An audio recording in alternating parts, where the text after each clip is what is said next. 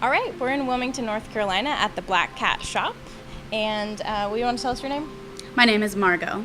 I'm Joy. Nice to meet you. Nice to meet you. So today we're talking about loneliness. So our first question is, why do you think we need other people so much? For me, I don't really think we do.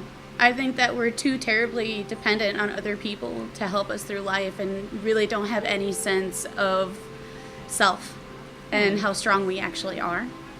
And I understand in the depths of loneliness, sometimes you do want to reach out to somebody, but I think if we were just a little more self-reliant, that loneliness wouldn't be such a chronic situation, chronic disease. I believe people need each other in order to sustain life. That's like you have to laugh, you have to love, you have to live.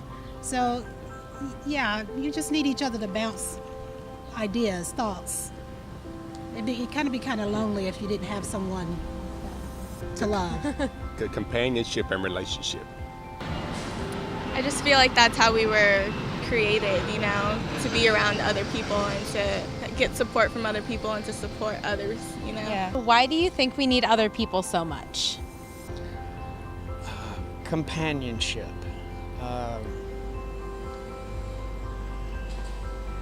Trying to think because I'm not really that guy. Like a sounding board so you can ramble on and people will listen to you. How about that? It'd be awfully lonely. That's what life is all about, is other Companionship. Yeah. Love and family. We're both big family people. Yeah. Are you guys related? No. No. You just. Our husbands were in Vietnam together. Because I feel like without other people, like if you're all by yourself, it's just like depressing. You need You need a support others system. and to communicate and grow as a person. You need to be able to talk to other people You need a support system, so when maybe things go downhill, you have someone there to pick you up. Yeah. What does it feel like when you think no one can understand what you're going through? That's a hard one, because I've never had that. I've always been surrounded with people who loved me and understood me and cared for me. So for me, that would be hard. I can only just imagine that they would probably just feel like they had nothing to live for. They were depressed most of the time. Well, I understand this question very well because I come from a family that is very loud, like nonstop arguments every single day. And so you don't really have a voice. And if you do try to relay how you feel about something, it doesn't really matter what you say, especially as a child. And when you are restricted like that, when you grow up, you learn how to communicate really well and poignantly. Yeah. So people will get the message exactly how you say it. But I remember those feelings of just being constantly caged within myself. I don't know. I just go in the ocean and get closer to God. Terrible. Absolutely terrible. I guess I feel normal. I mean, most people probably feel that way. It's hard to convey, or a lot of people just don't care, but it's hard to convey how you're actually really feeling about something. Most people are like, so, everybody's got their own problems. Yeah. But I don't know. I don't really dwell on it and worry about it, but it's nice to know that some people actually listen. Yeah. Lonely. Yeah, it is lonely. Yeah. Frustrating. Yeah. It's depressing and hurtful. it kind of feels like you're all by yourself and if nobody understands, then you feel like you're not unique, but like you're kind of trapped by yourself and you can't really express. People can't feel how you're. They don't understand how you are. Yeah. What does it take to reach out when things are the hardest? A struggle. I guess the inner will. It takes a lot of bravery, and it takes you to swallow your pride and not be too proud to ask for help. Absolutely. There's been times in my life where, I've been down, had no money, had no place to go, on the verge of homelessness. And I had to ask my boss to help me. And it was probably one of the rewarding things for her to give to me, because it let me trust people again. Yeah. It takes compassion. It takes compassion and understanding. If it was me and I was going through something hard, I would know that I would have to be able to trust, and that person loved me enough for me to reach out to them. I just can't see myself reaching out to a stranger. I just have to know the person cared. Yeah. Mostly people reach for family first, if they need someone to talk to about something.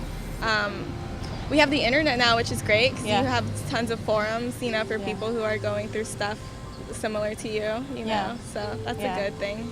Well, it just takes faith in humanity. I mean, if you feel like you can reach out, and and some people do care. Courage. It takes a lot of courage. Desperation. Yeah. Empathy. But that was the thing about old times. People cared about one another. This day and time, people don't care about one another. Some do, but most don't. No. For me, it takes when I get to the point where I can't take no more now. Like keeping it to myself, and I have to reach out to someone else. But it takes a little while. I don't do it right away. All right, so now we have a quote, and I'm just going to read to you. It's kind of a longer one because we picked one that's One Tree Hill themed, given that we're in Wilmington. So those of you who are One Tree Hill fans, this is the place to go to get like knickknacks and T-shirts and things like that. Tree Hill is just a place somewhere in the world. Maybe it's a lot like your world. Maybe it's nothing like it. But if you look closer, you might see someone like you, someone trying to find their way, someone trying to find their place, someone trying to find their self. Sometimes it seems like you're the only one in the world who's struggling, who's frustrated or unsatisfied or barely getting by, but that feeling's a lie. And if you just hold on, just find the courage to face it all for another day, someone or something will find you and make it all okay. Because we all need a little help sometimes. Sometimes to help us hear the music in the world, to remind us that it won't always be this way. That someone is out there, and that someone will find you. Aw, that's nice.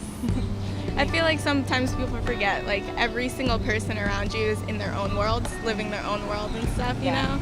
We're all still humans, looking for the same thing. Oh, that's really neat. And then you're not by yourself. Yeah. I've always tried to teach my children that this too shall pass. Exactly. I think she has found me.